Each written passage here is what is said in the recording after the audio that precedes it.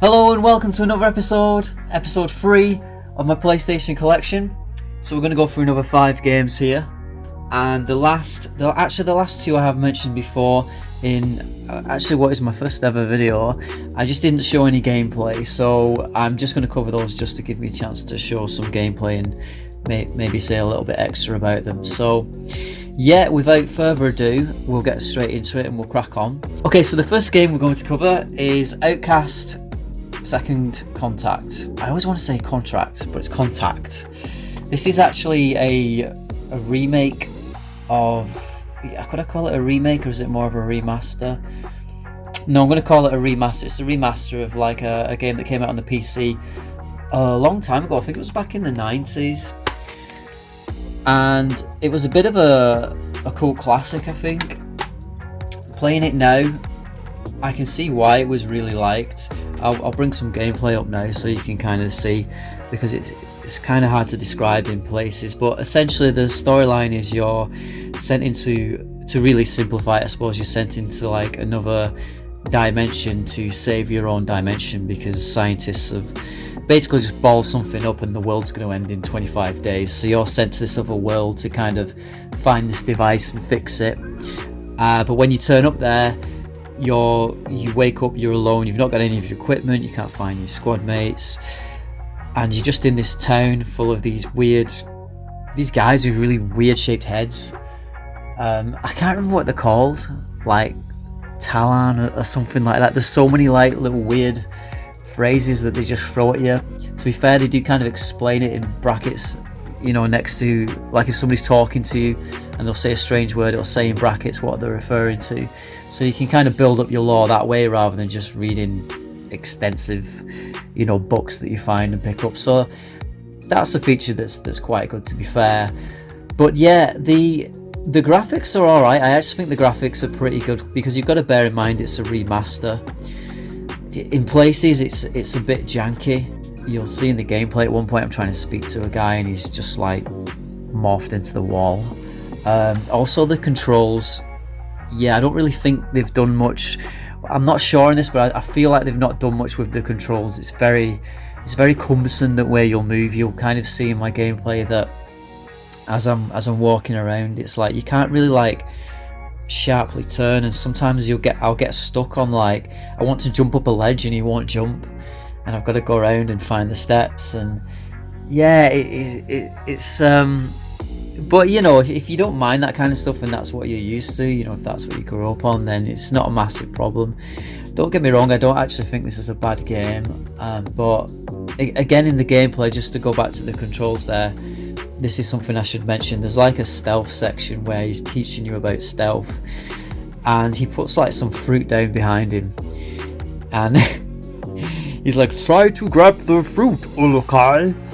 I think that's how they speak. They call you Ulukai. I'm not sure what that means now, I can't remember if I'm being honest, but they keep referring to you as this like Ulukai. And you start off hidden behind this crate, he counts to 3, and if he spots you, basically he's like, I see you, Ulukai. And then you've got to go talk to him again and then go back to this spot, and he must have spotted me like 5 times in a row. And I feel like it wasn't because I was poor, it's just because my guy moved so slow and cumbersome.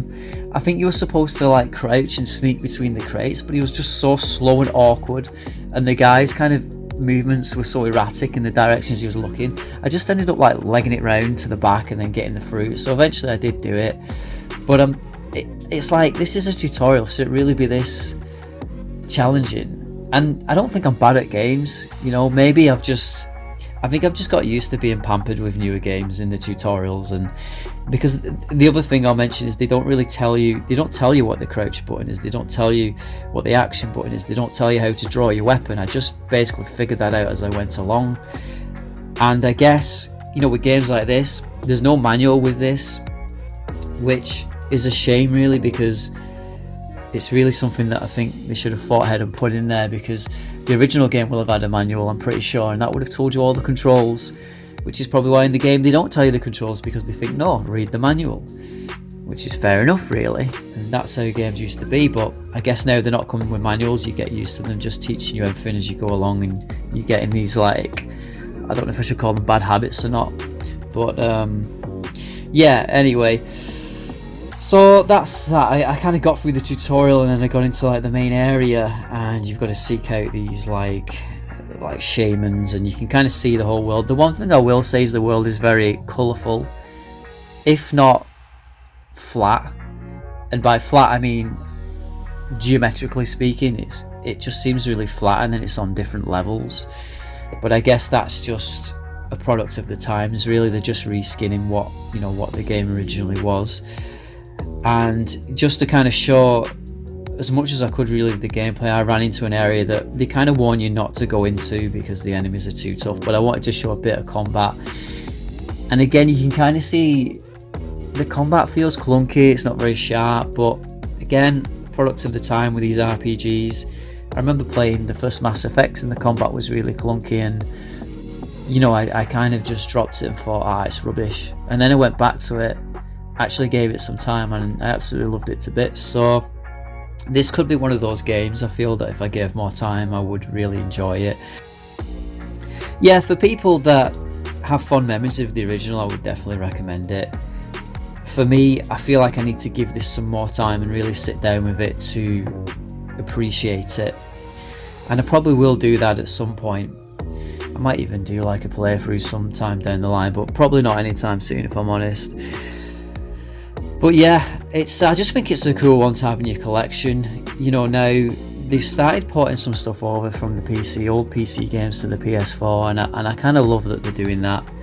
I mean, yeah, the transition isn't always the smoothest ever, but I just think it's a nice little one to have in my collection, and you can pick it up really cheap. So yeah, one actual good positive I'll say about this, to be fair, you can tell, even though the game feels janky and stuff, I feel like it had a lot of production value, because the music in it is really orchestral and really you can tell it's quality music. There's a quality score that goes to this game, so there is definitely some signs there that a lot of love went into this game.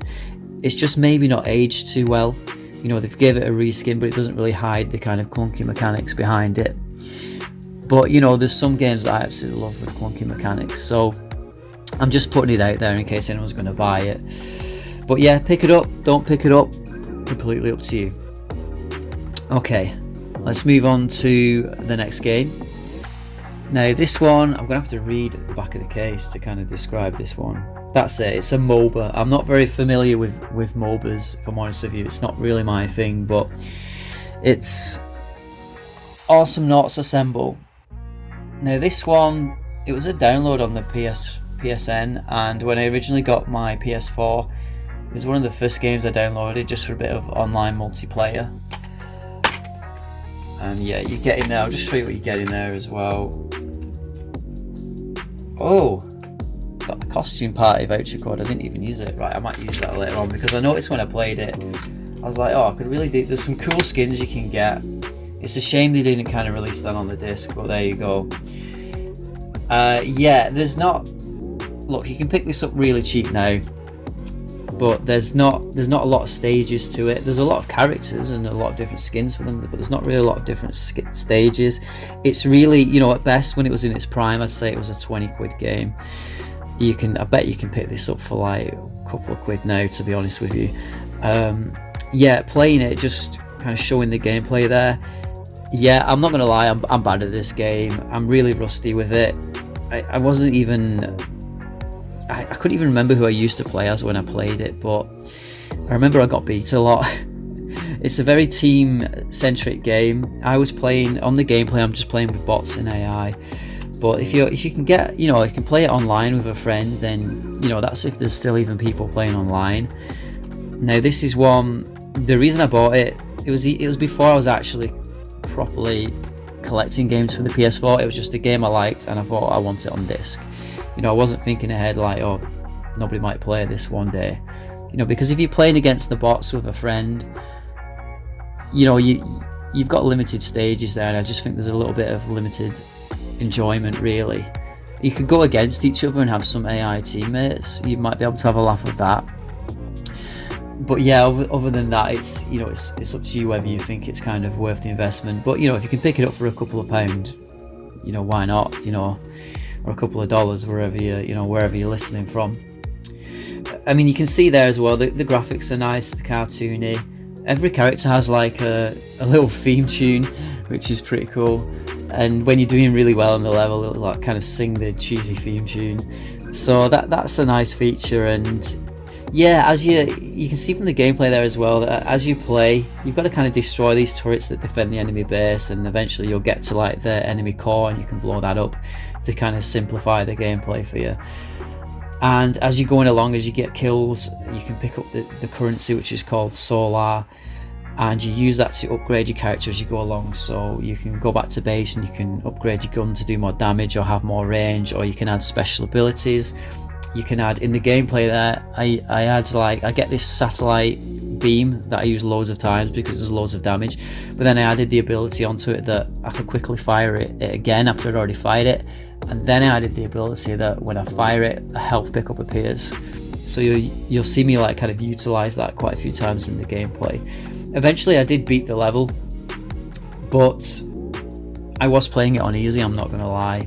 Like I said, I'm not very good at it, but there's so many different characters and they have so many different play styles that yeah, it's just a bit of fun. If you can get it for a couple of quid, play it with a mate. Oddly enough, if you've got the pads, it's up to 3 players. I don't know why it's 4, don't ask me why it's not 4, but it's 3 players, which is that's just such an awkward number. So you can have 3 players local, and then if you go in network, it's 2 to 6 because you'll have 3 players on a team. So yeah, it's just what I'm putting out there. If you're interested, pick it up. If you're not, obviously don't. Right, okay, next game. Yeah, I've got a little bit to say about this one as well. Now this one, it is disc only, and it's Titan Quest. A lot of people might not have heard of this one. And you can see on the back, it's basically, if you think Diablo, you've pretty much nailed the gameplay there. I'll bring some up now. So just to kind of explain, you'll see at the beginning of the gameplay here that I'm kind of moving in random directions. The reason for that is that I wanted to show one of the things that kind of bothers me a little bit about this game. It's not a deal breaker, but it does bother me a little bit. And it's that your movement is, if you just flick the stick in one direction, your character moves like a couple of steps in that direction. I've got a feeling that the reason for that is that this game, it was originally a touchscreen game on a mobile phone. I feel like it's been ported from a mobile phone. I zoom in a few times there and you can kind of see, the graphics aren't groundbreaking, but when you zoomed out a lot of the time, it's not really the end of the world. Now, when you play your character as well in this, the difference from Diablo is that you don't pick a class when you start. You pick either a male or a female character, and then just pick the colour of your toga, and then that's it.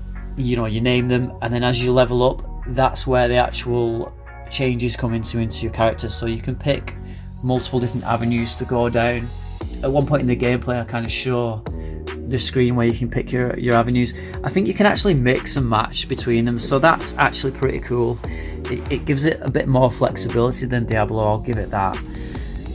Now on the gameplay, I went down the nature route because I wanted to summon animals, and I noticed when I summoned a wolf and then zoomed in, there was like a bit of this weird lag that only happened in like certain areas. Having said that, the game has been patched multiple times since this gameplay, so they may well have done something about that. It doesn't really affect your gameplay, to be fair, unless you want to play really zoomed in, which I wouldn't even recommend anyway, because you can't even see what enemies are coming at you. That view is really just useful if you just want to kind of check out what your armor looks like, really. Now, it does, even though I've said before, it seems like it's set out like a touchscreen game in the way it plays. The enemy will be highlighted, you'll press square, your character will run over to them and just attack them, and then you keep pressing square. There's not a lot of like precise control over your character. Now, yeah, and another thing I'll mention there, actually, just going back to another little bit of a negative, is when I talk to people, I was never really standing in front of them, because I couldn't stand in that exact spot. I'd just be like standing next to them or facing away from them, and I just found it like a little bit jarring. So I tried to like reposition my character, And then as soon as I do that, the guy would stop talking. He'd be like, "Oh, you've walked away from me now." I'm like, "No, I've not walked away from you. I've just like took a couple of steps to the left, to the right." So I was finding that I wasn't really getting the whole dialogue for the quest, so that's something to watch out for.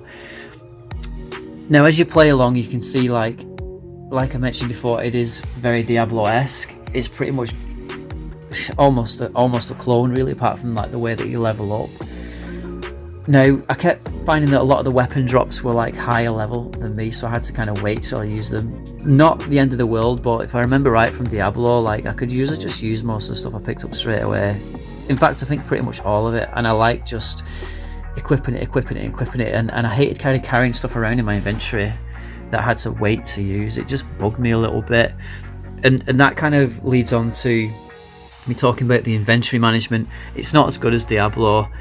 I felt like, well, Diablo 3 at least, I should say, I felt like I could only pick up so much, which you can only pick up so much in Diablo 3, but you could pick up a lot more. I only picked up a few things and it was like, right, you're out of room, you need to go back to the town now. So then I'd have to use their version of the town portal to go back to the town, sell it to the merchant.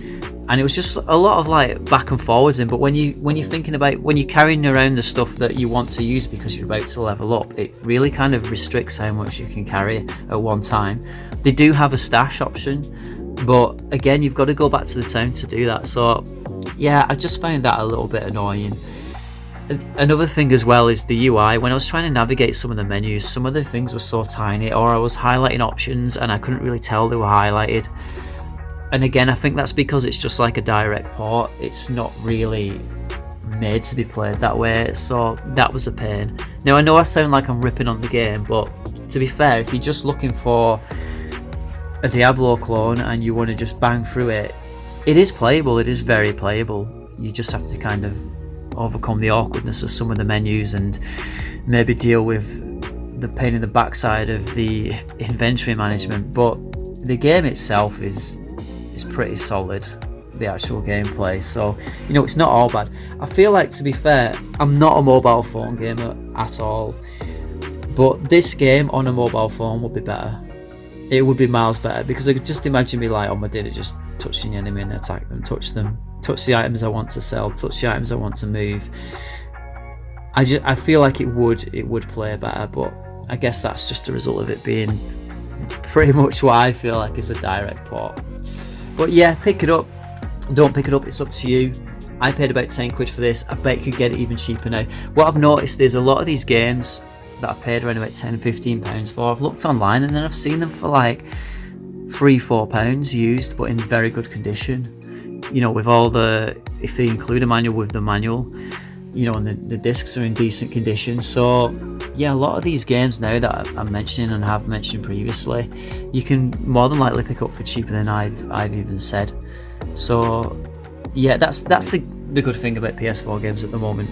They are like super cheap. I picked up, just on a side note, I was looking online the other day and I just searched PS5 games, not PS5, there's none of them. PS4 games under £5, just filtered my search, and I got like Mafia 3 for like £2.50, and another game which I'll leave it for another time before I talk about that one, because I'm kind of looking forward to talking about that one. I don't want to kind of introduce it too early, but I picked another one up that was quite a little unknown one for about £4.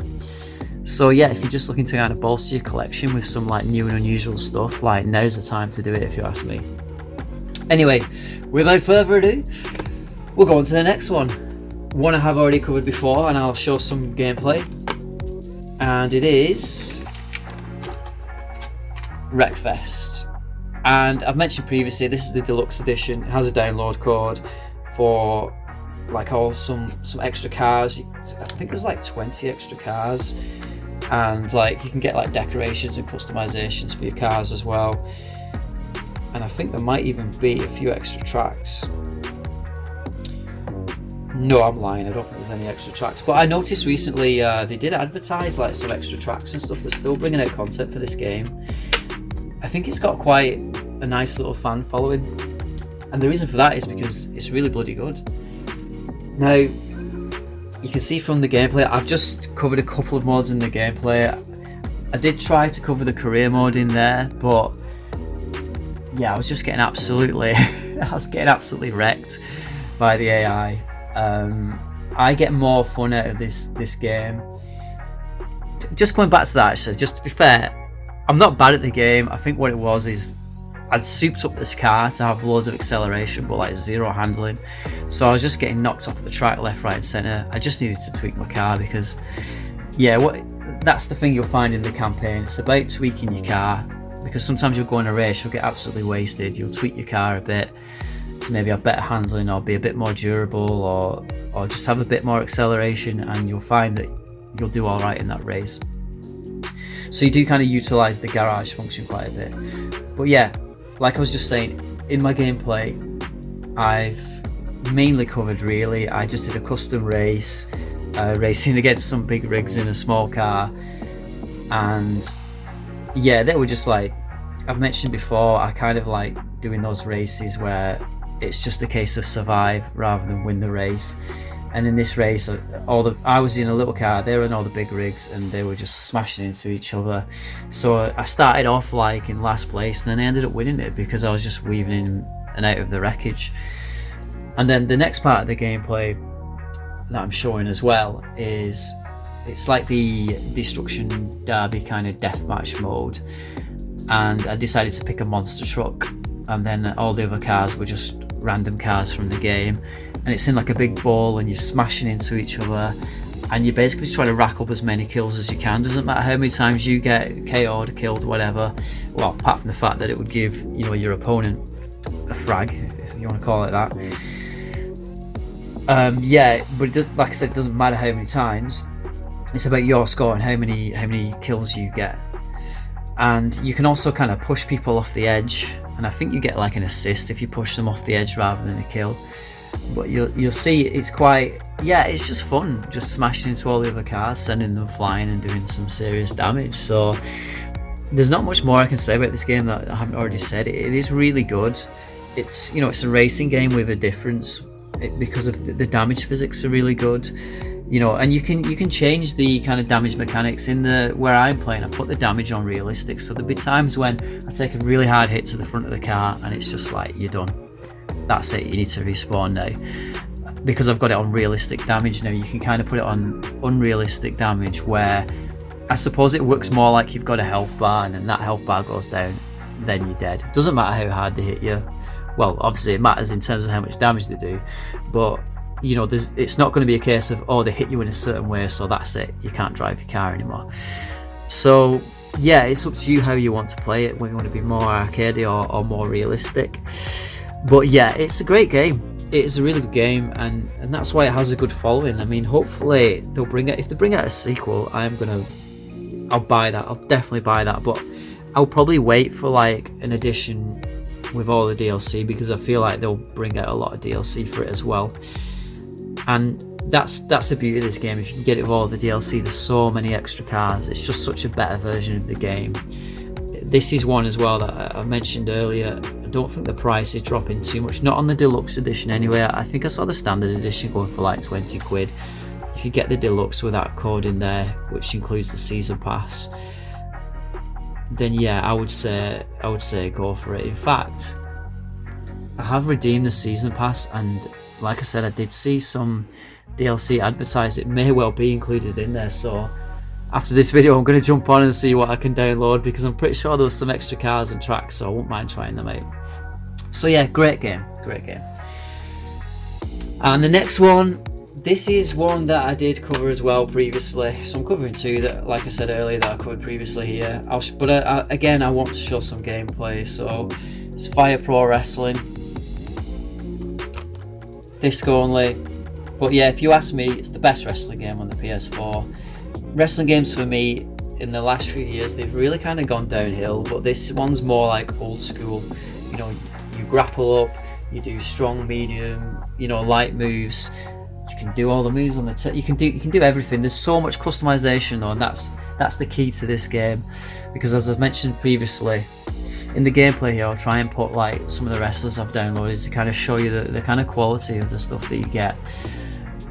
the community's created so many wrestlers. If there's a wrestler that's out there now, or has ever been out there at any point and known about in pretty much any organisation, you can bet good money that it'll be there for you to download, and it'll look pretty decent. And you can also download new ring mats, stuff like that. I mentioned in a previous video, the only negatives really is not a lot of variation in the music. That doesn't bother me at all, if I'm honest. Just saying it, for other people's benefits.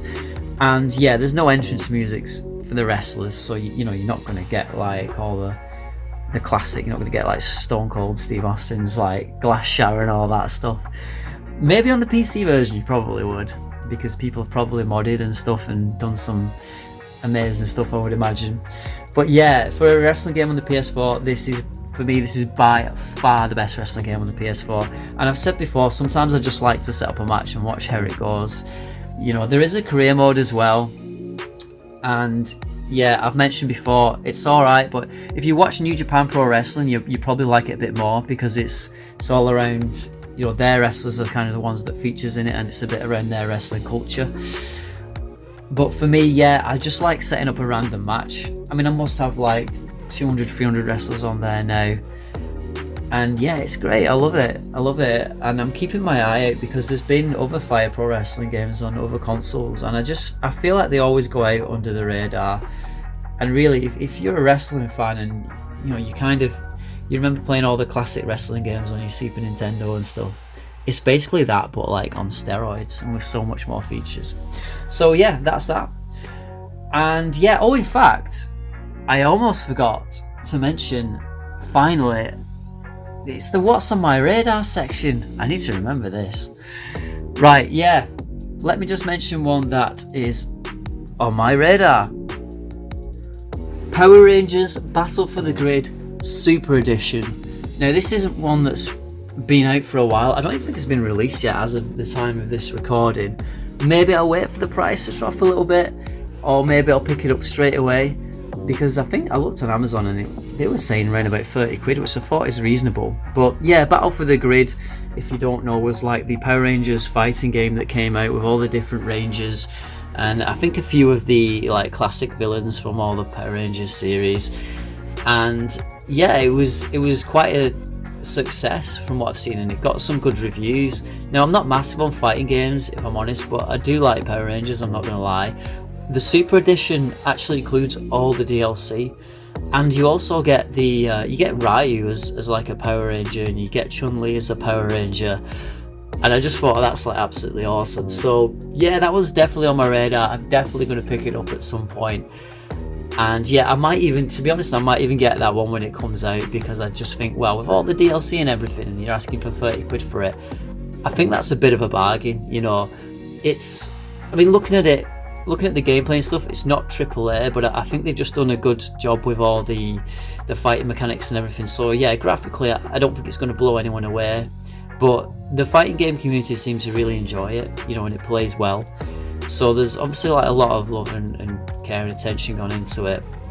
And so yeah, for them to bring out the DLC with these extra fighters, and hopefully it's on the disc. I believe it's on the disc. I'll have to double check that actually. If it's not on the disc, yeah, I'm not sure if I'll pick it up. If it's not on the disc, I would probably wait for it to be reduced, I'm not going to lie. If it's on the disc, I'll pick it up. So yeah, I'll have to have a look into that. But yeah, that's what's on my radar anyway at the moment.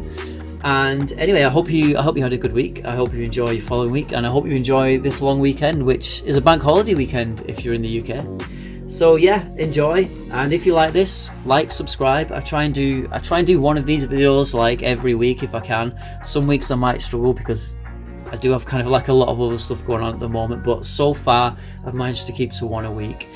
And on the side, I kind of just like pop out random videos that come into my head, so you never know what you're going to get sometimes.